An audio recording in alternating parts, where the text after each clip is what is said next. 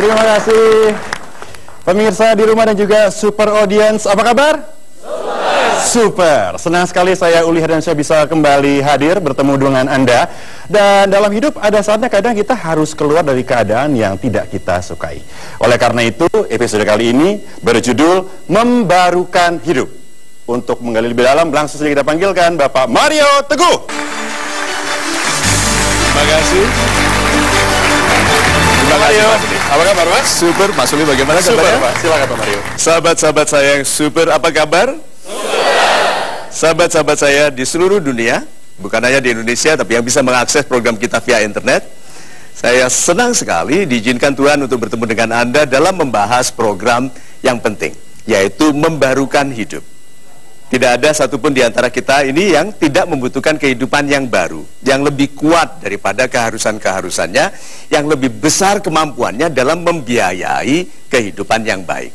Itu yang akan kita bicarakan malam ini, dan mudah-mudahan kita mencapai pengertian yang mengikhlaskan kita, mengambil sikap menjadi pribadi baru yang pantas bagi kehidupan yang baru. Itu.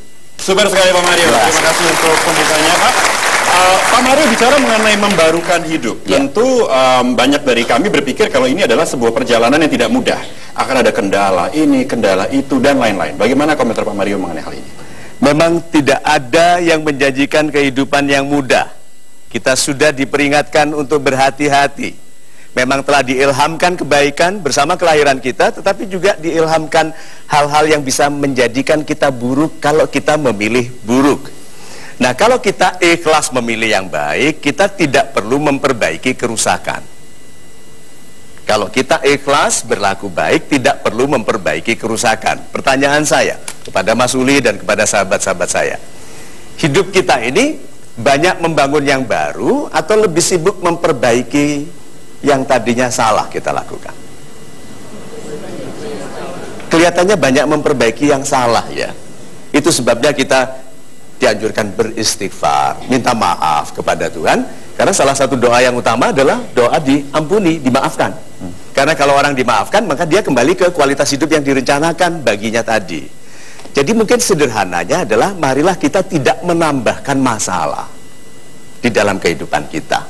Kalau sudah ada kesalahan di masa lalu, ya sudahlah, sudah terjadi, dan itu terjadi dulu waktu kita belum bijak. Iya tak? Jangan disiksa lagi diri ini sekarang. Sekarang saya tanya Mas Uli, ya, Pak. Apakah orang bisa berhasil melupakan masa lalunya? Saya pikir tidak, Pak. Mengapa? Karena tidak tahu, Pak. Gini, masa lalu, katakan begitu, ini masa lalu. Kalau untuk dilupakan, orang yang mau melupakan masa lalu, apa yang harus dilakukannya dulu? Ingat apa yang mau dilupakan. Ya. Mengapa tidak ada orang berhasil melupakan masa lalu? Karena untuk melupakannya dia harus ingat dulu. Aku dulu salah apa ya? Gitu. Sih, nggak bisa lupa.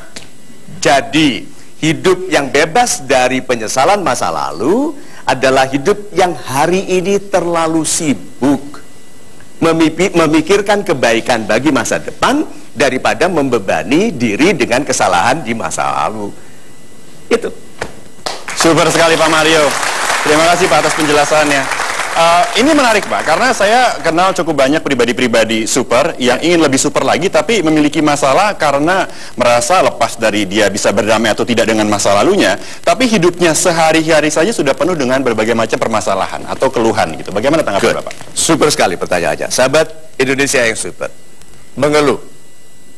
Keluhan itu ada dua macam setidaknya.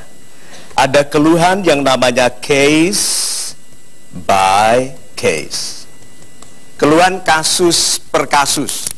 Gangguan sekarang mengeluhnya sekarang, beban sekarang mengeluhnya sekarang. Tetapi ada yang keluhan itu sebagai lifestyle. Sudah jadi lifestyle-nya. Jadi memang hidupnya mengeluh. Kemana saja ketemu orang sudah langsung tangannya itu tidak begini Pak, tangannya itu begini loh.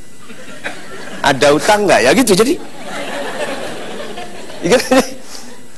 Orang ini memang sudah lifestyle-nya mengeluh, berarti sudah lama mengeluh. Hati-hati dengan anak kecil yang suka mengeluh. Oh ini jangan diteruskan, segera sibukkan dia. Ada yang bagus, supaya tidak menjadi kebiasaan. Ada tuh orang yang tidak apa-apa, dia akan kembali kepada keluhan. Nah, yang lifestyle-nya keluhan, program ini mengingatkan Anda drive away people, Anda mendorong orang pergi. Seorang pengeluh pasti membuat orang tidak mau datang, tidak mau mendekat. Nah, yang bisa terjadi, yang lebih baik adalah yang case by case, keluhan yang hanya karena sesuatu yang terjadi. Nah, keluhannya sekarang, Anda itu mengeluh, sekarang saya tanya, Mas Uli, kalau Anda mengeluh itu untuk apa?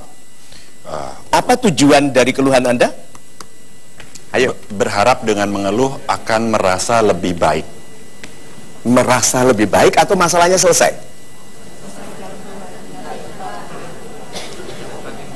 Sekarang saya tanya, keluhan itu tujuannya apa? Uangku gak kurang uang, ini keluhannya apa? Pengumuman mengenai kelemahan. Keluhan adalah pengumuman, aku lemah. Tidak ada tujuan lain.